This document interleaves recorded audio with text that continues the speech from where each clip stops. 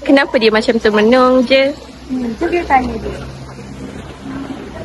Why not you tu macam ada masalah je. Sebenarnya saya stres dan macam-macam cara saya buat untuk anak-anak saya membaca. Tapi mereka macam tak ada perkembangan pun. Kenapa saya cara? Tak apalah puan, jom saya bantu.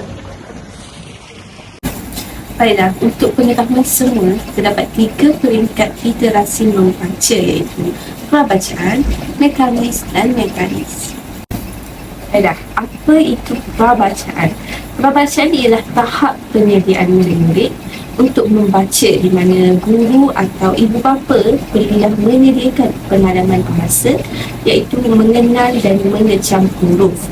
Murid perlu didedahkan dengan aktiviti yang boleh mendorong murid-murid dalam mempertingkatkan ketajaman penglihatan dan pendengaran.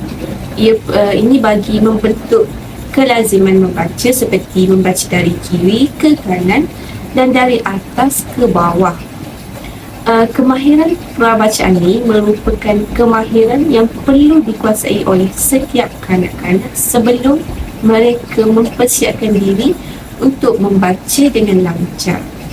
Contohnya, seperti mana kita memanaskan badan sebelum memulakan sebarang aktiviti bersukan. Jadi, begitu jugalah dengan kemahiran membaca di mana kemahiran prabacaan ini ibarat sesi memanaskan badan sebelum kanak-kanak dapat membaca. Sebelum kanak-kanak dapat membaca ni, kanak-kanak perlu menyediakan mindannya untuk membaca. Oleh itu, proses prabacaan ini merupakan langkah penyediaan minda kanak-kanak untuk meningkatkan kefahaman dan kemahiran mereka untuk membaca. Semasa proses prabacaan, guru atau ibu bapa perlulah menyediakan pengalaman bahasa iaitu mengenal dan mengecam huruf. Di mana guru atau ibu bapa haruslah membuat bahan batu mengejar atau BBM untuk menarik minat murid.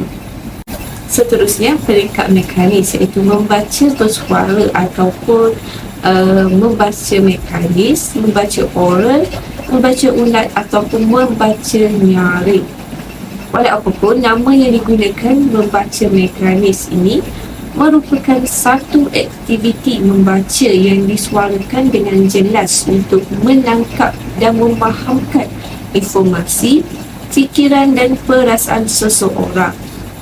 Bacaan mekanis adalah bacaan bersuara yang menyuarakan tulisan dengan sebutan yang jelas dan terang dengan intonasi dan irama mengikut gaya membaca yang betul dengan menggerakkan alat-alat ketuturan. Orang yang membaca harus mempunyai kemampuan untuk memaknakan apa sahaja yang tersirat dalam bahan-bahan yang dibaca. Contohnya, ia harus memiliki kecepatan mata yang tinggi serta pandangan mata yang jauh. Ia juga harus boleh mengelompokkan kata-kata dengan baik dan tepat agar jelas maknanya bagi para pendengar. Seterusnya, peringkat mekanis iaitu membaca senyap atau membaca dalam hati ialah kegiatan membaca yang melibatkan ingatan visual dan pengaktifan mata dan ingatan. Tujuan utama membaca mekanis ini adalah untuk memperoleh informasi dan pemahaman. Membaca mekanis ialah kunci bagi segala ilmu pengetahuan. Selain itu, membaca mekanis juga merupakan aktiviti membaca yang dapat menguasai sebahagian besar hidup kita. Dibandingkan dengan membaca nyaring dapat dilakukan di mana-mana sahaja. Ketika kegiatan membaca mekanis ini dilakukan oleh seseorang individu, orang lain tidak terganggu. Contohnya, membaca buku di dalam perpustakaan atau membaca novel ketika waktu lapang. Seperti yang kita tahu, setiap anggota masyarakat ini ada bahan-bahan yang sesuai dengan mengikut selera dan pilihan masing-masing tanpa paksaan daripada mana-mana pihak. Oleh itu, bacaan mekanis ini ialah bacaan yang disuarakan dalam hati atau menukarkan isi bacaan kepada maknanya tanpa mengeluarkan suara. Jadi kita haruslah melatih kanak-kanak atau murid untuk menggunakan kemahiran membaca mekanis ini. Tujuannya adalah untuk melatih murid supaya boleh membaca dengan sendiri dan untuk melatih murid supaya boleh membaca dan memahami apa yang makna dan unsur yang dibaca. Selain itu, untuk melatih murid membaca senyap dengan pantas. Murid-murid juga dapat menggunakan kemahiran membaca ini untuk mendapatkan pengetahuan serta membaca untuk hiburan seperti membaca novel, komik dan majalah. Jadi aktiviti bacaan ini haruslah dilakukan oleh ibu bapa atau guru-guru secara berperingkat-peringkat daripada bahan-bahan yang mempunyai sedikit informasi kepada bahan-bahan yang mengandungi banyak informasi. Seperti yang kita tahu, bacaan ini ialah peringkat awal membaca. Jadi, peringkat awal ini biasanya dijalankan oleh ibu bapa di mana ibu bapa ialah orang yang paling rapat dengan kanak-kanak ketika mereka membesar. Contohnya, ibu bapa boleh mencuba untuk menghasilkan bahan bagi aktiviti perabacaan seperti yang kami tunjukkan dalam video ini, iaitu ulat beluncas yang mengandungi huruf vokal. Bahan aktiviti ini boleh mendorong mereka mempertingkatkan ketajaman penglihatan dan pendengaran mereka. Aktiviti 1. Ibu bapa jangan risau. Kami ada panduan menyediakan aktiviti. Yang pertama, sediakan kad manila, kertas warna, gunting dan gam. Yang kedua, ibu bapa perlulah menulis huruf ke atas kertas warna. Dan yang ketiga, gunting kertas warna tersebut hingga membentuk bulatan. Yang keempat, tampal bulatan tersebut ke atas kad manila secara teratur sehingga ia membentuk ulat beluncas.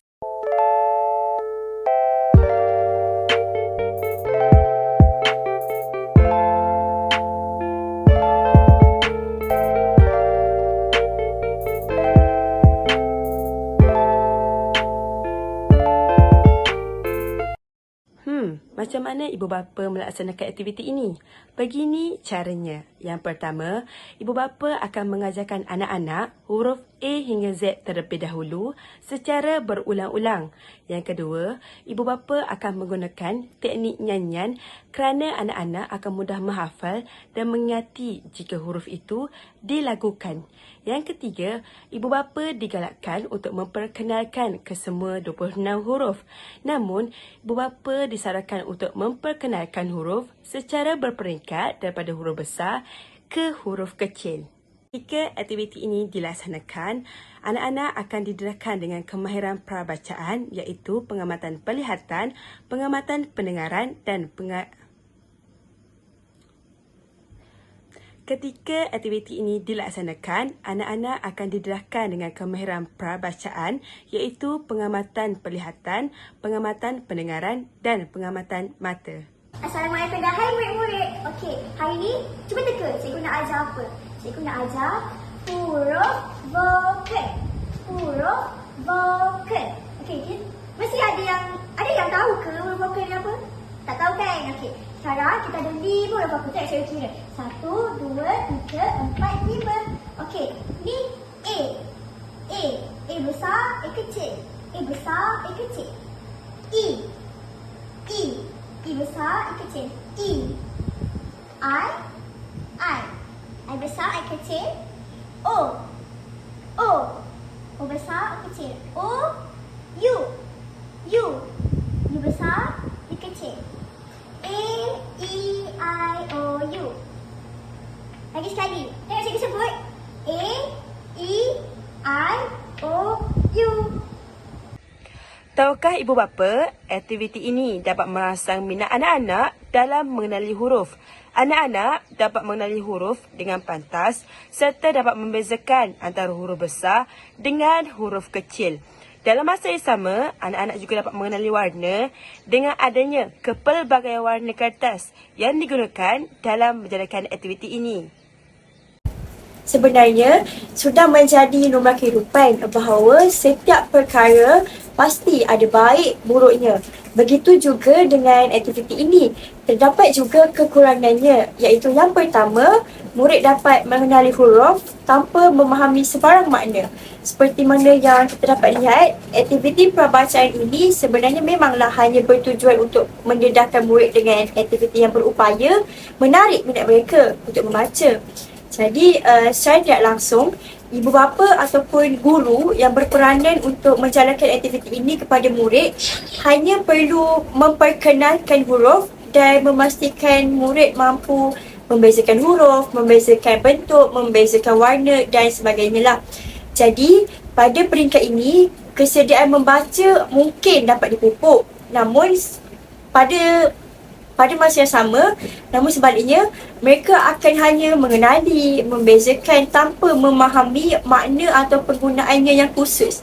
Misalnya, murid sememangnya mampu mengenal huruf vokal tapi tidak mengetahui fungsi sebenar ataupun penggunaannya lah. Seterusnya, kekurangan yang kedua ialah aktiviti ini sebenarnya akan mengambil sedikit masa untuk menghasilkan bahan. Seperti mana yang telah dilihat, penghasilan ulat bulu huruf vokal itu agak sedikit rumit kerana melibatkan beberapa proses seperti melakar, menggunting, menampal dan sebagainya. Baiklah, setelah meneliti kekuatan dan kelemahan bagi aktiviti pertama, ia mencetuskan beberapa penambahbaikan yang mungkin terbaik di mana ia dapat membantu ibu bapa dan guru-guru dalam menghasilkan bahan pengajaran baharu kepada anak-anak. Yang pertama, ibu bapa dan guru-guru disarankan untuk menghasilkan bahan pengajaran baharu dalam bentuk digital kepada anak-anak. Hal ini kerana di era globalisasi kini, anak-anak merupakan generasi Z yang terlalu maju dalam bidang teknologi. Jadi, semua perkara jika diikuti minat mereka, mereka lebih cenderung terhadap penggunaan telefon untuk melihat video-video yang menarik ataupun menggunakan aplikasi-aplikasi yang menarik. Jika ditelusuri perkara berikut, ibu bapa dan guru-guru boleh menyediakan bahan pengajaran dalam bentuk digital dengan menggunakan aplikasi-aplikasi tertentu seperti Canva, PowerPoint dan sebagainya mengikut kesesuaian diri masing-masing. Bukan itu sahaja, ibu bapa boleh juga menyediakan permainan video setelah mengadakan sesi pengajaran sebagai aktiviti pengukuhan untuk menguji kefahaman anak-anak. Misalnya, ibu bapa dan guru-guru boleh menggunakan aplikasi WordWord di dalam Google untuk menghasilkan permainan video yang pada masa yang sama, ia bukan sahaja permainan video. Malahan, ia sebenarnya merupakan kuis permainan berbentuk permainan yang berfungsi sebagai rangsangan untuk menarik minat pelajar ataupun minat anak-anak untuk terus belajar dan menerima ilmu pengajaran.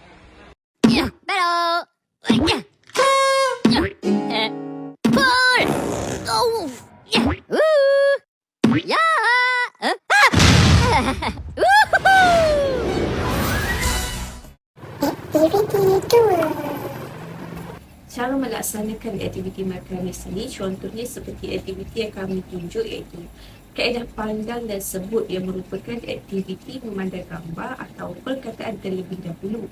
Kemudian diikuti aktiviti menyebut. Di mana aktiviti ini mula-mula akan memandang dan fokus kepada objek yang terdapat pada DDM yang dihasilkan oleh guru atau ibu bapa. Seterusnya, di sebelah gambar tu ada pola suku kata berdasarkan gambar. Mana guru atau ibu bapa akan menyebutnya terlebih dahulu. Seterusnya, mereka akan menyuruh kanak-kanak atau murid mengikuti untuk menyebut perkataan tersebut. Perkataan tersebut disebut secara berulang-ulang sehingga murid dapat menyebut dan menyajanya sendiri. Panduan aktiviti kedua. Aktiviti kedua boleh dijalankan dalam dua keadaan sama ada fizikal maupun digital. Bentuk fizikal, ibu bapa boleh sediakan bahan seperti kertas warna, gunting dan gam.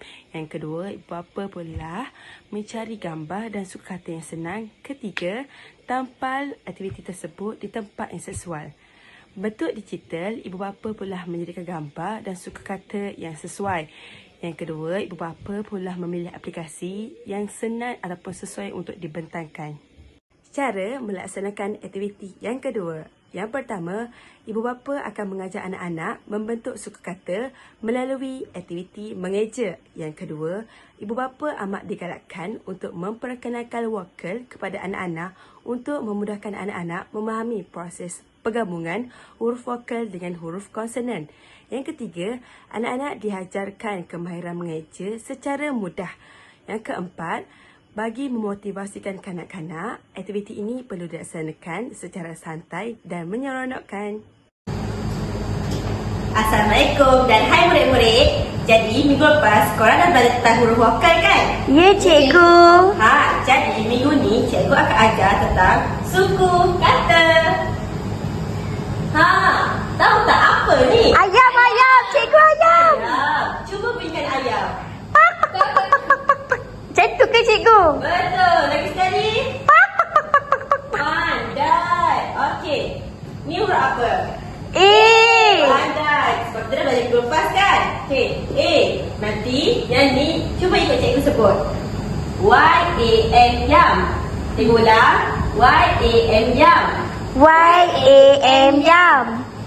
Y-A-M yam.